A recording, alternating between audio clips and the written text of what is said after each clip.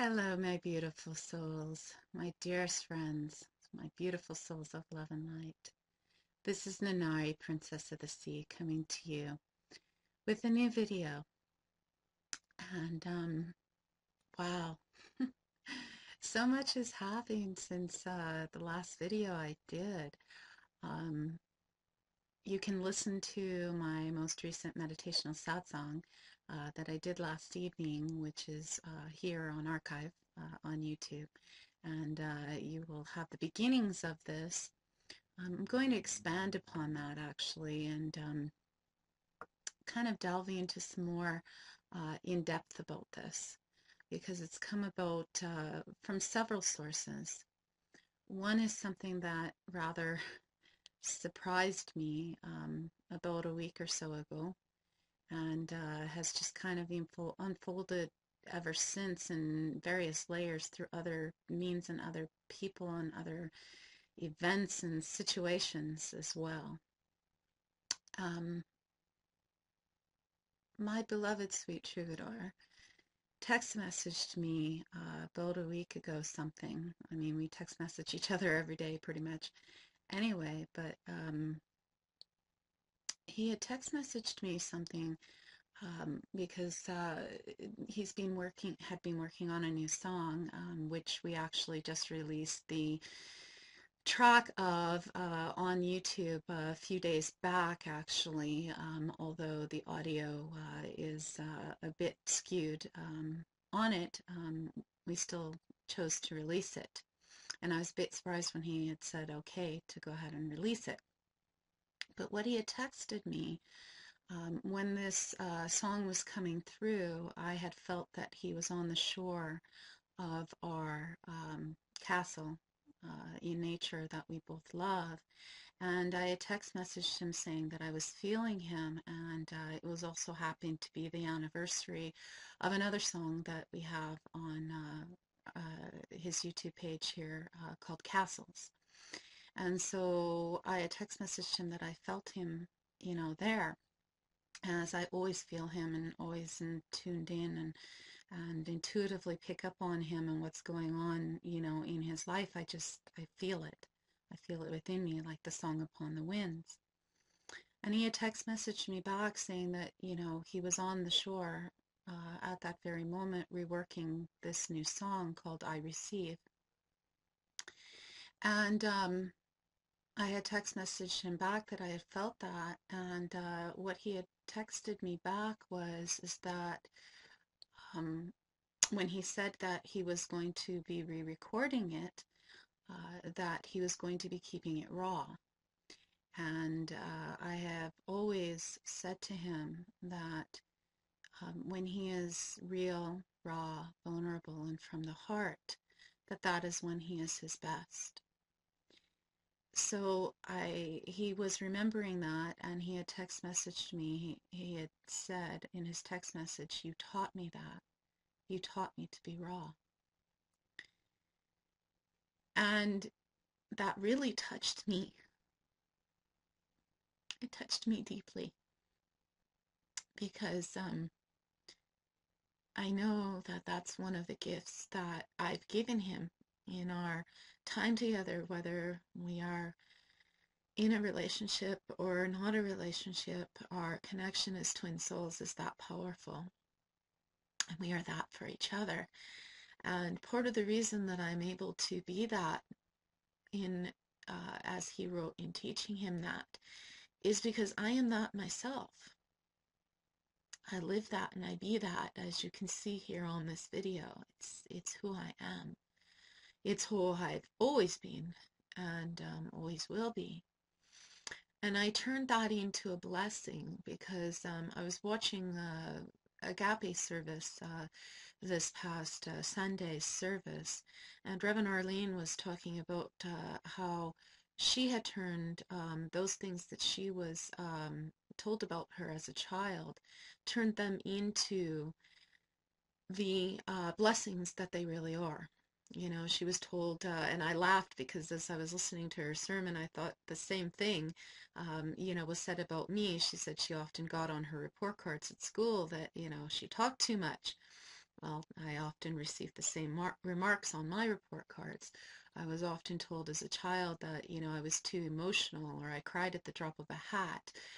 My mom used to relentlessly tease me, and I was often teased at school for being too sensitive, which was another thing that Reverend Arlene was talking about in her sermon, and I will leave the link for it down here in the video description below so that you can listen to it, because it was very powerful.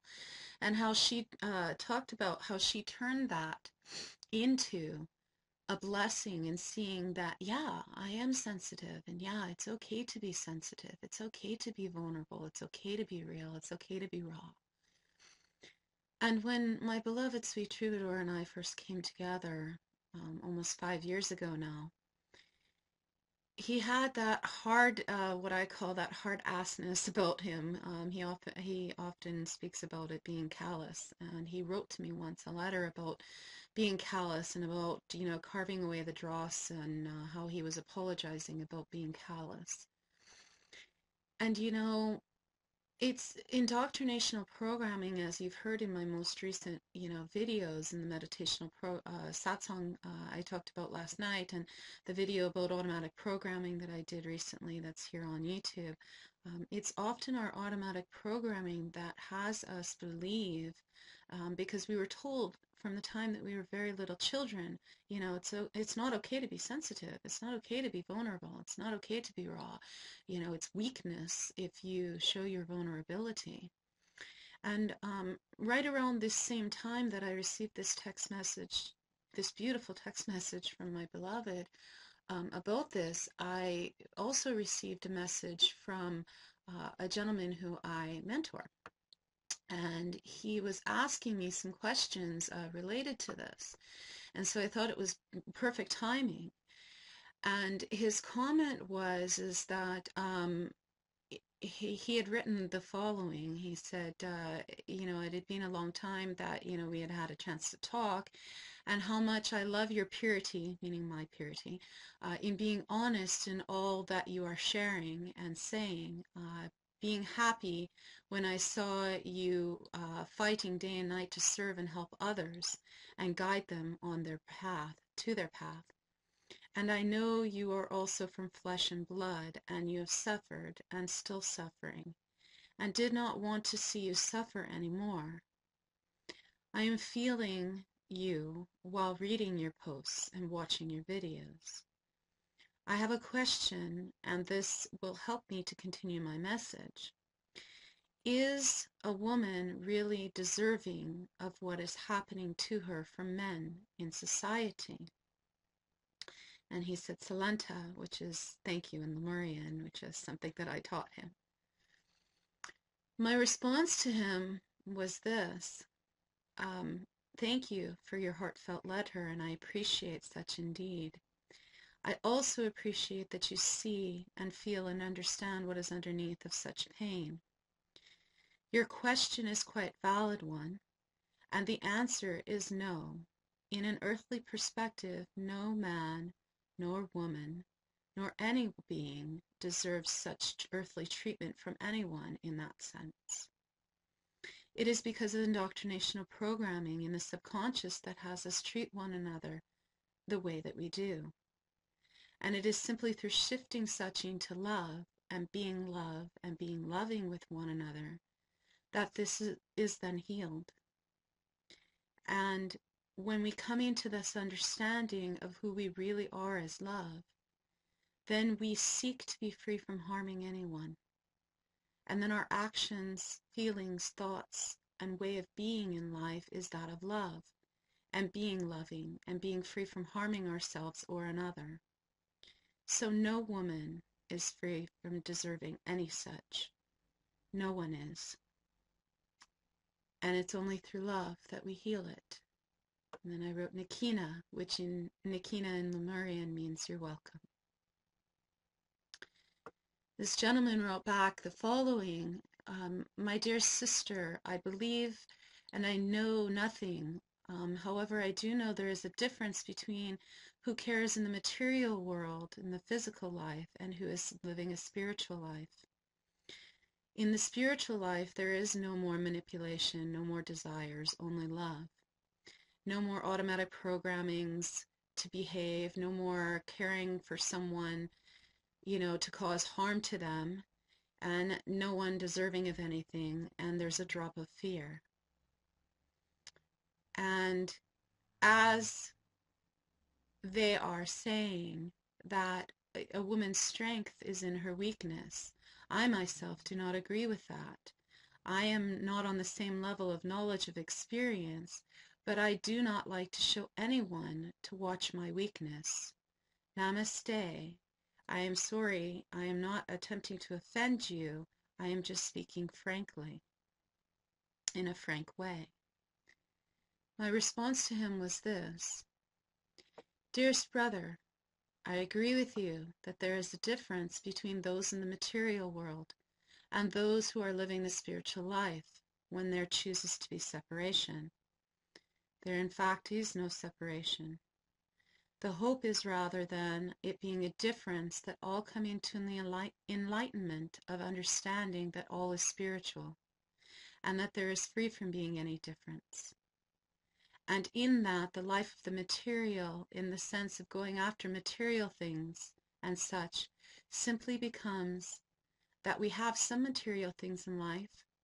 When one is living a spiritual life, you just simply at the same moment, we truly require nothing for the journey, just what comes to us when we need it right in that moment, rather than amassing such materials. I also agree with you that when one is living a spiritual life, that there is no more manipulations or desire that comes from a place, from a desire of trying to get something that we need, like we're coming from a sense of lack. We then come to a space of desire to truly mean of the Father, from the root word of sire, and allowing source to flow through us of this desire of creation of the Father rather than the other. That said, to come into that resonance and assist others on the journey is to come into that sharing of what you call as weakness, so that others can understand the process of how to come into living in a spiritual resonance.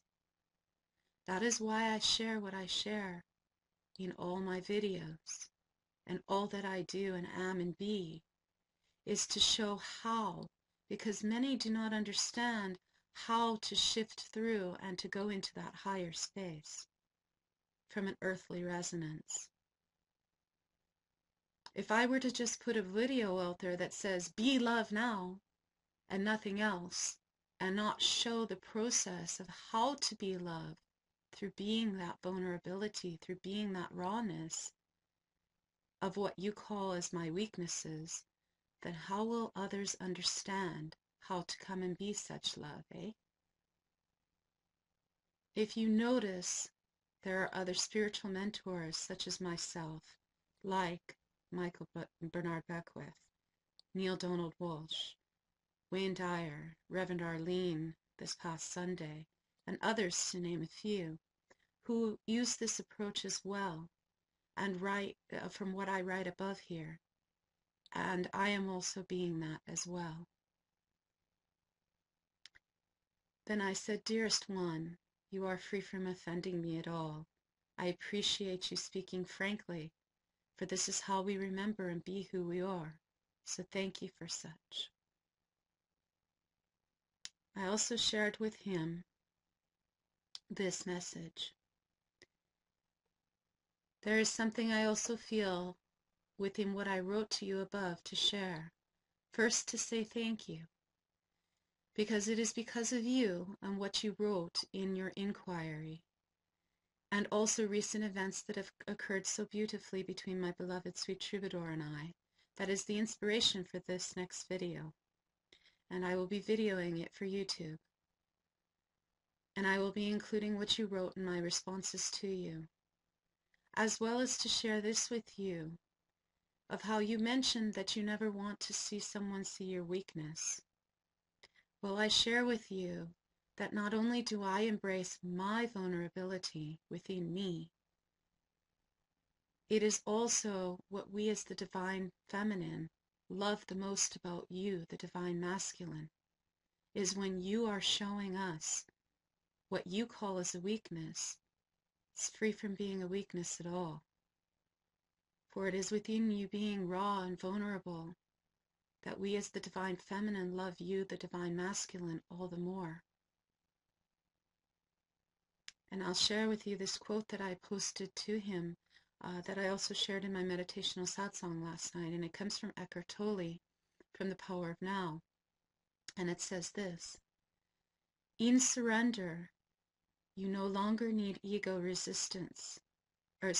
In surrender, you no longer need ego defenses and false masks.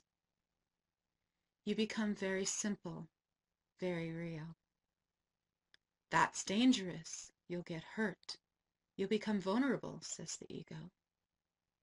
What the ego doesn't know, of course, is that it is only through letting go of resistance, through becoming vulnerable, can you discover your true and essential invulnerability. It is within being vulnerable is where true love resides. And it is so oftentimes that we are free from being that within our own self, and even more so seeing that within another. And it is because I see that vulnerability within my beloved that it has me be able to see that within others.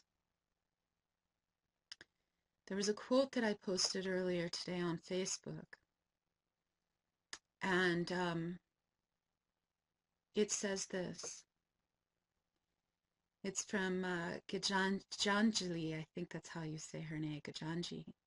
She is a spiritual mentor as well who shares very deeply and vulnerably from the heart. It's spelled Gangagi, so forgive me if I mispronounced it. Well, she says this: I am not here to teach you what you should believe or how you should act.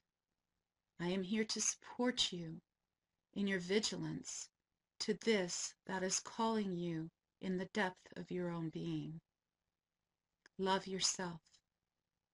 Love yourself is inclusive. Loving yourself is inclusive.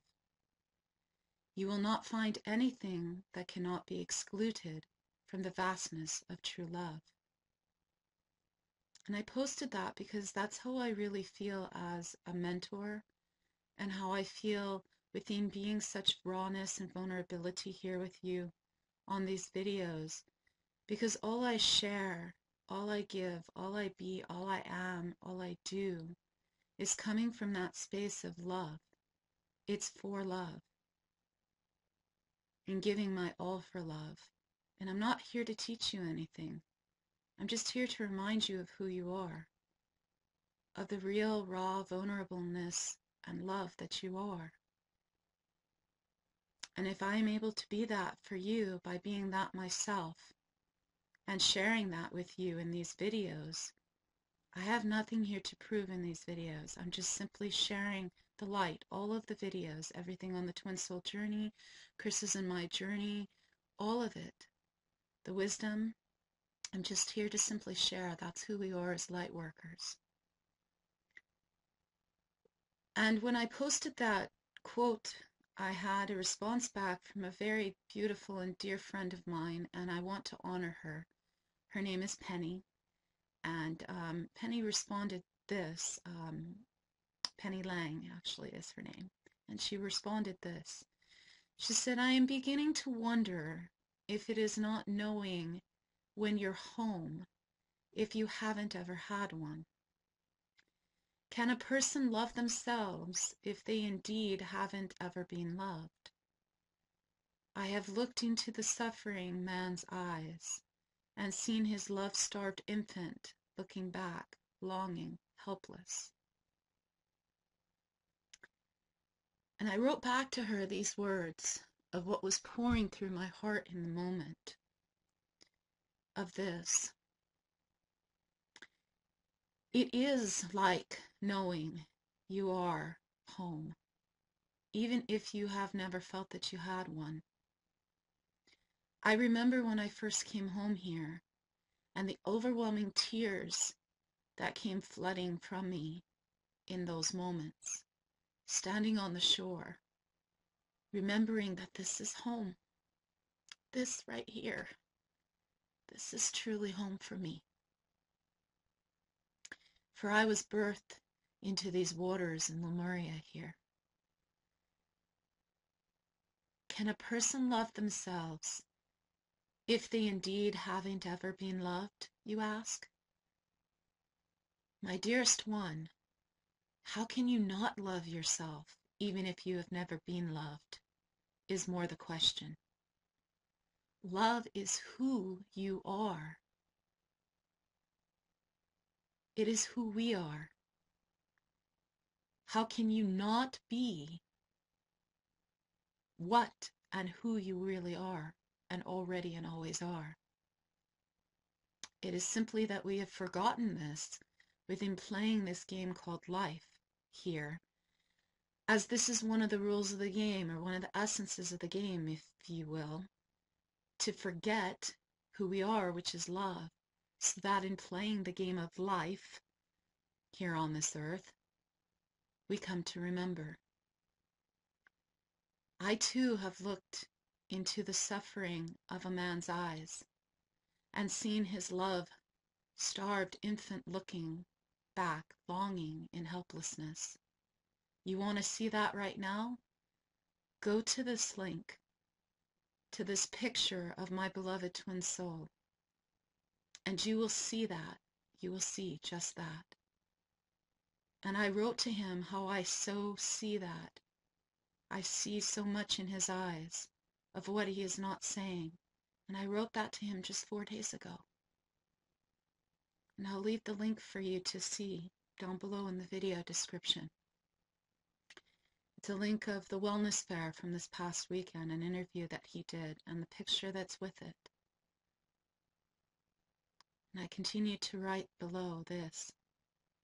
So I know deeply of what you speak, because that starved love look in my beloved's eyes, in that picture. Not many who see that picture would see it, but because I know him so deeply, as I know my own soul, and we share the same soul, for we are twin souls, I can feel it even deeper when I look into his eyes than most would. So I know deeply of what you speak of. It is through us reminding ourselves and those who we see starving that we love them, in giving the love of who we are within us, that we remember that we are whole, perfect, complete, and this love already, in loving ourselves and in giving to another that love in those moments that helps them to remember and us to remember that they too are loved and loved. And in that, the starving infant and child is healed through that love and remembering. Loving ourselves first, and then giving that gift to another to help them to remember too. And that is why every day, every moment, I am this for my beloved sweet Troubadour. I am this for you, Chris. Loving you and giving you that love as I love me unconditionally. No matter what. No matter what you've done, no matter what you say about me. No matter how you've acted. No matter if we're in a relationship now or not. I love you. It's who I am. I can be nothing else. whether I'm ever with someone else or I live the rest of my life alone, whether we're together or not, we're always together, baby.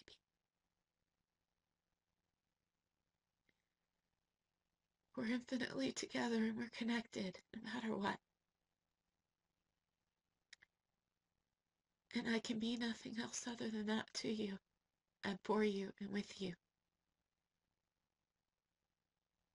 And I also am keenly aware that what you're doing is because of two reasons. One is because you are hurting and there's a lot unhealed within you from things that I will not share here on this video, of some deep things within you that you have yet to heal, that causes you to lash out at me. And that's why I love you all the more, to let you know that it's okay and I hear your call for love. And the other is because I know that I did some stupid things in the past from a place of fear, and I wasn't standing and being who I truly am and being your princess. And I get that. And you lash out at me so that I can stand in my greatness and be who I am regardless of relationship with you or not, regardless of circumstances or situations. I am to be this no matter what. It is who I am from the core depth of my being, in such vulnerability and rawness. And it matters not, it's already and always within me. And I am to be this always. For you, with you, and for and with all. And I thank you for that, my love.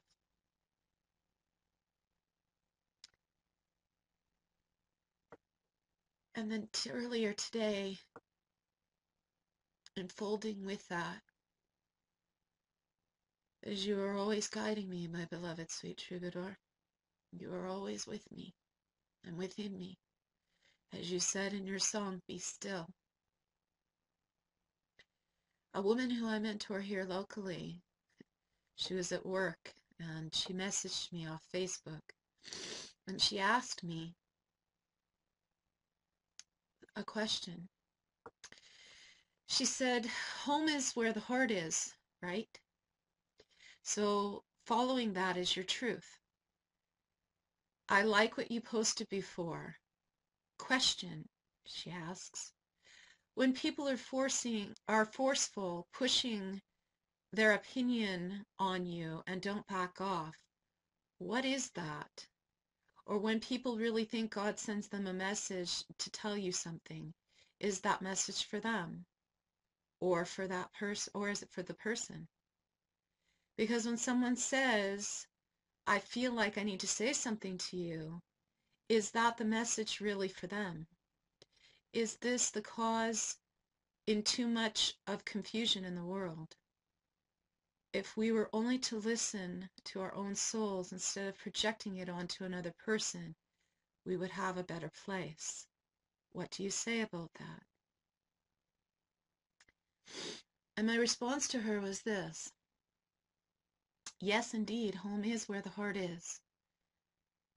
Follow your heart. As Chris and I say in Song of the Troubadour and Song of the Princess, may your heart be guided by love, and may your songs echo this same heart. And what does that really mean? And my other response to her is that it depends on what is being said and also the intent within what is being said. Both of which one can feel and know within when such is given, if we really take the moments to listen.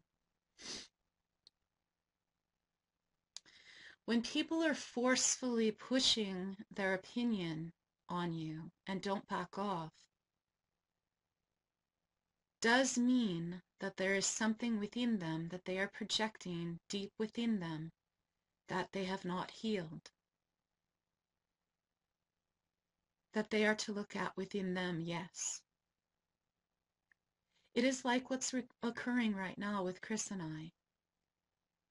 I am free from coming from a place of forcing anything. I am just simply sharing what is true in my heart in these videos. And his reaction has been coming from a place of him forcing and pushing on me, lashing out at me to the point where he's threatened to call the cops on me once again recently, because of the new website that I've put up and the videos that I've done here on YouTube and whatnot. And again, I will refer to what I said earlier in the video. I know why he's doing such. There's two reasons. One is because he's calling me to stand in that place of being fearless and being his princess no matter what, and being love and loving with him no matter what he throws at me. And at the same moment, it is also because of the things that are unhealed within him. So when Chris is being that with me, that is the unhealed aspects within him. And when I'm simply just sharing the truth of my heart with you here, that's all I'm doing, is just sharing. So when someone shares with you what they feel to share with you in a message because they're receiving it from source, if such is being shared in a loving way, and they're just giving you the message with no emotional investment in what they're sharing with you, just giving you the message as I'm doing here, or when I say or do things with others, like this morning, in fact. Last night I had a very deep and intense dream about my beloved sweet Troubadour's daughter and her husband and her son, their son, and something about plumbing, and that they needed to replace some plumbing. And so I wrote to my beloved this morning about it and said, I just said in my note to him, not, hey, you have to do this or anything else. I just said, hey, look, I had a dream about this last night. It was very intense. Your daughter and I were having a very loving connection in those moments, and I was helping her, but something was going on with the plumbing. And so when I receive dreams like that as a sign, I'm just writing here to share this with you, to say, hey, maybe they want to look into the plumbing, something's going on. He messaged me just a little while ago and said that, yes, indeed, I knew within a matter of moments, and the timing of my email confirmed it, that such was occurring, evidently. So I have these dreams as a reason, and so I just simply gave him the message, and just said, hey, I just thought you might want to know. It wasn't coming from a space of forcing anything down him or anything like that. So when someone is coming from that space, then that's a message of love that's being given. And you are to take that within your being and see if it resonates within you. And if it does, then wonderful. If it doesn't, that's okay too. But when someone's coming at you from an angry standpoint, an unhealed standpoint of lashing out at you, or if they're coming from a hurt space of lashing out at you, then it's unhealed aspects within them. And so I wrote to her and said, do you understand this? And so she wrote back and said, yes, I do understand it. I am trying to be more clear myself. I have confusion, and I'm trying to get through. I feel controlled when people say that, and only because I have been a people pleaser all my life and done what others want. And now I am learning to listen to my own soul, and I am finding that some people are not enjoying that. They are not used to it. And she wrote, I am actually a control freak of my own heart and afraid to go to get what my soul longs for. I understand that. Anything that you can suggest to make this transition easier. And I wrote back to her this: I am glad that you understand. And I understand your confusion and the people-pleasing as well.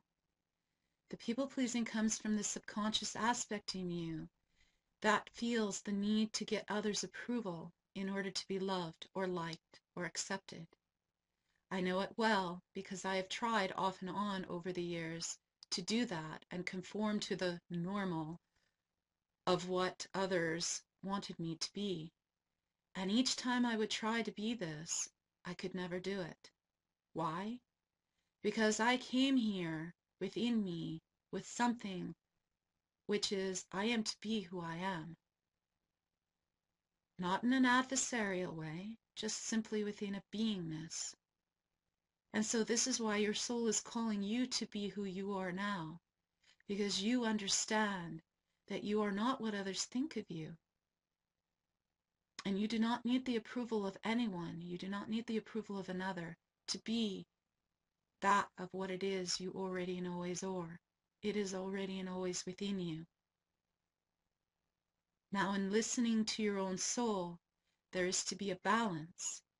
And in making that transition easier, as you are asking me what I can suggest to make such easier, is that when another comes to you in an adversarial way, is to be what I spoke of in the meditational satsang last night, which I leave the link in the video description for you to read and to listen to.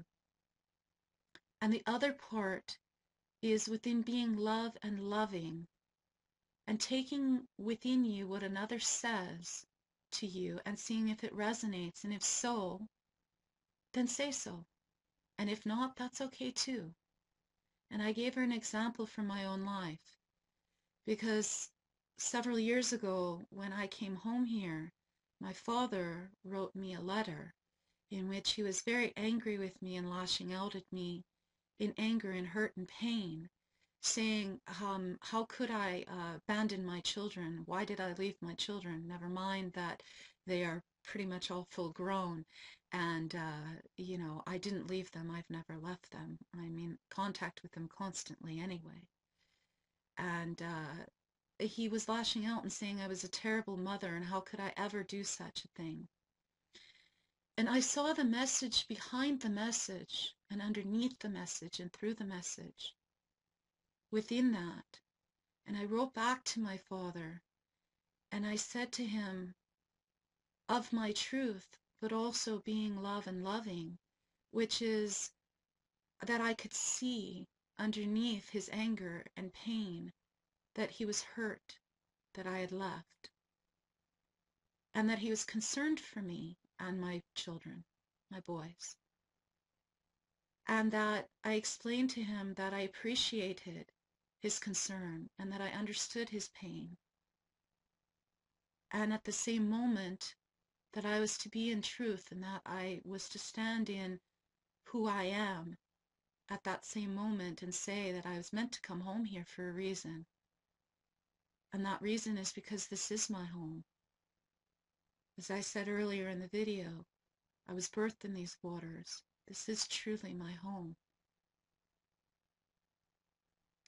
And I also came home from my beloved sweet Troubadour to help heal his heart, as I've shared in previous videos. And also for my divine purpose of helping so many here, locally, and then as I do all over the globe.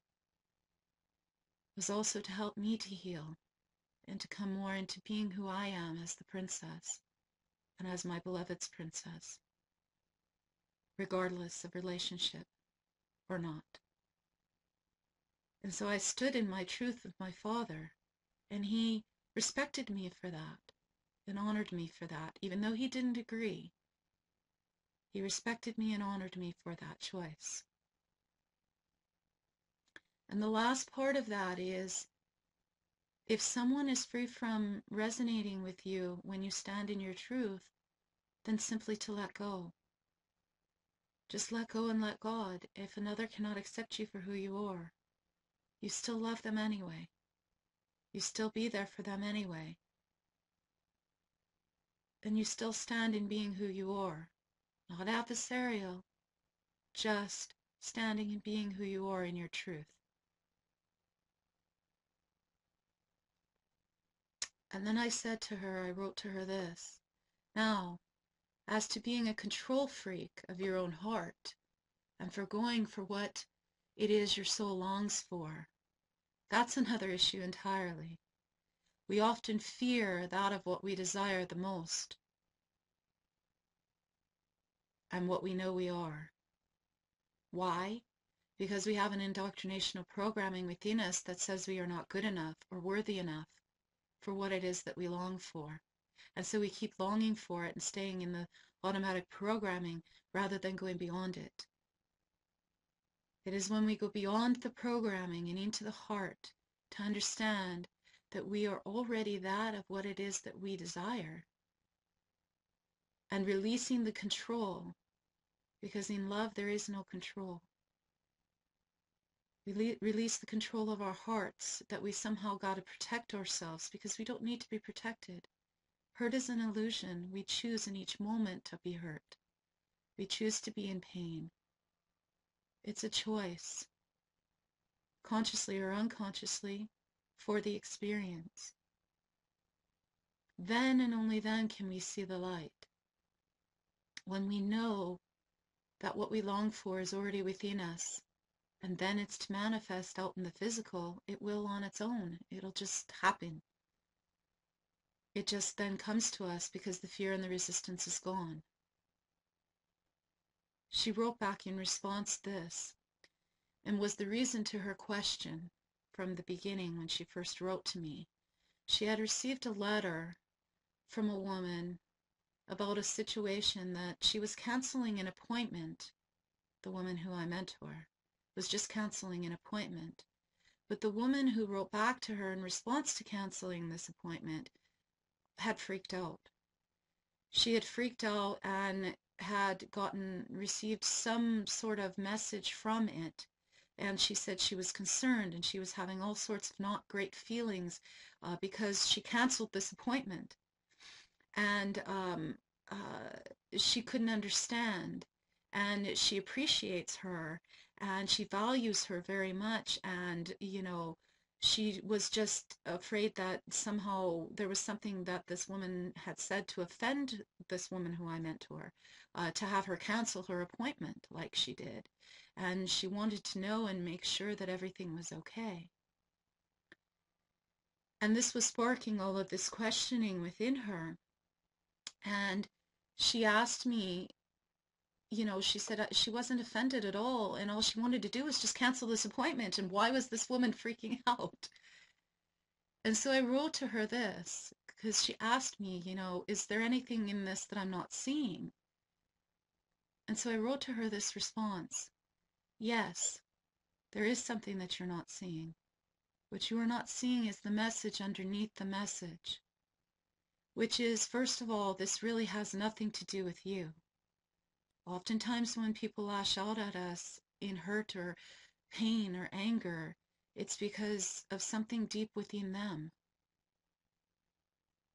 It has nothing to do with you, although it appears that she is making it be about you. It has nothing to do with you or what you did in canceling your appointment. What you did, though, is you triggered within her abandonment issues that have nothing to do with you, that were there from a long time ago. And she is afraid that she is not behaving right, or that whatever she did or said is having it be that you leave her. She does not see it simply as it being about that you just are canceling your appointment. She is seeing it as it is bringing up abandonment issues within her that she has not healed, and so she is freaking out within the underlying message of please don't leave me and I love you. So it is up to you to choose what to say to her. However, with this wisdom now of understanding that it is not about you, such as my invitation to you would be to, rather than respond to her in any other way, just to simply reassure her that you love her and appreciate her and her friendship.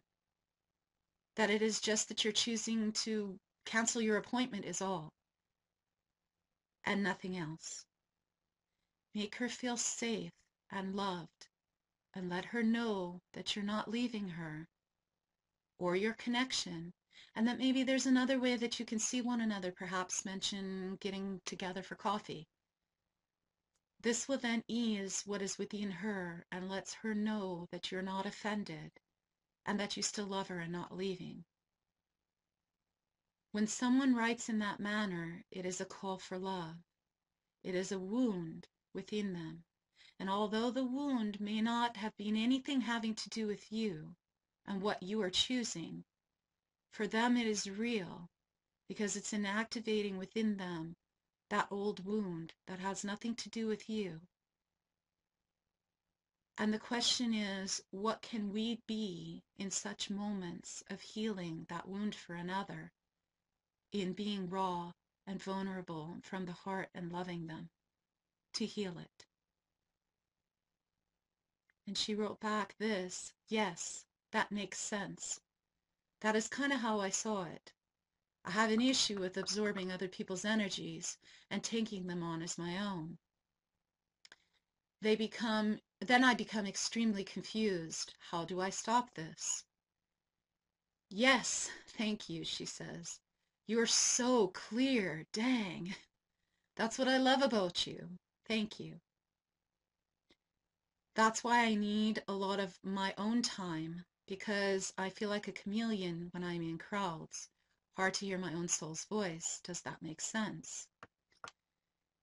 Yes, indeed, it makes sense, I wrote back to her, and I do understand. And I know you have issues with absorbing other people's energies and taking them on as your own. I totally understand this because she is an empath. And I too am an empath. I came here as an empath, so I know this very well. And so I said, for I see much of me and who I used to be within you. How do you stop such? You really cannot stop it, really.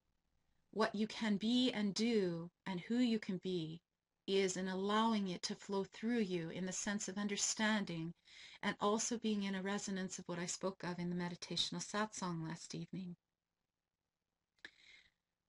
When you practice this until it becomes a way of being, which is really going back to who you really are actually anyway, so it's not really a practice. But when you come into that and you get underneath the programming, that's who you are. And then I thanked her for what she said about me being so clear. And I said, you're welcome for such clarity. And I've been this with many in my whole life. My whole life has been this way about such clarity, in being the balance, and moments of having my own time on my own to go within, and then also being with others. It's a balance, not one extreme or the other. It's both and rather than either or. And honestly, the one person that I have come to thank the most for such clarity in this, in my own life,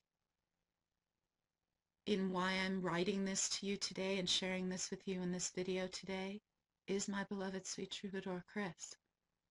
Because to be honest, I have been this my whole life, as I shared with you earlier in writing with my father, as I've shared in my previous videos about the story of Nathan, a little boy who I taught reading to, and his story, if you've watched the video on that. I've been this my whole life, with many, many people, and these are just a few examples. But the one person who I've had the most direct mirror of this with, in being this example, in being this model, in living this, and truly walking my walk and talking my talk, is my beloved sweet troubadour, Chris, Natu. And I thank you for that, baby. I appreciate you for it so much.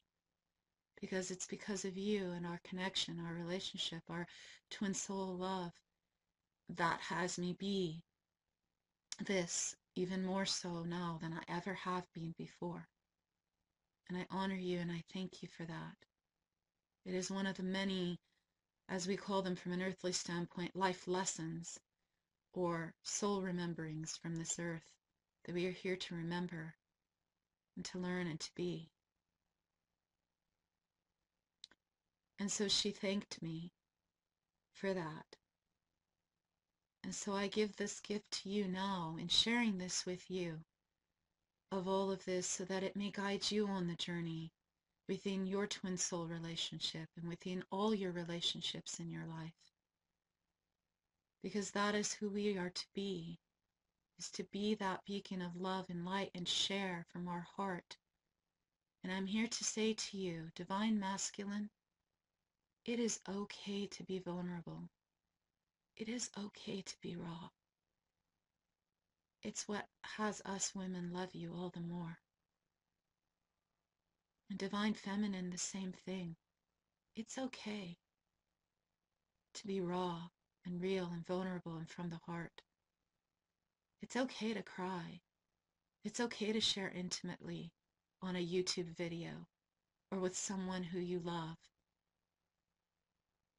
You know, the one thing I will leave you with is this. Back in February last year, my beloved sweet Troubadour came to me. He called me one evening, and honestly, in the almost 5 years that I've been with him physically and known him physically, and even beyond this when we were together in spirit as we are together always in spirit, I have never seen him so raw, so vulnerable, so from the heart as he was that night. This man who walks around, to most of you who know him, to most of you who see him, he's got that persona of, oh, let's be all love and light and it's all beautiful. And that is who he is. It is genuine. But it's also sometimes surface. Because there's a depthness to him and a rawness to him that only I know. And that no one else on this earth knows. And when he called me that night, he poured his heart out to me in an intimacy of things that only the two of us know. His former wife of 24 years doesn't even know.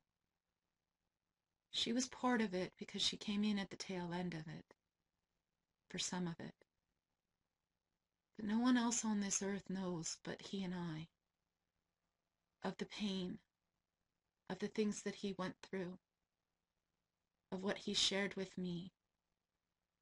And literally, this man, who I love so much, was sobbing uncontrollably, and through his tears, sharing with me intimately things that only the two of us know. I had a connection with a woman a couple of days ago who is becoming a friend of mine. And she said she has all of his music. No offense to her or to anyone else on this earth.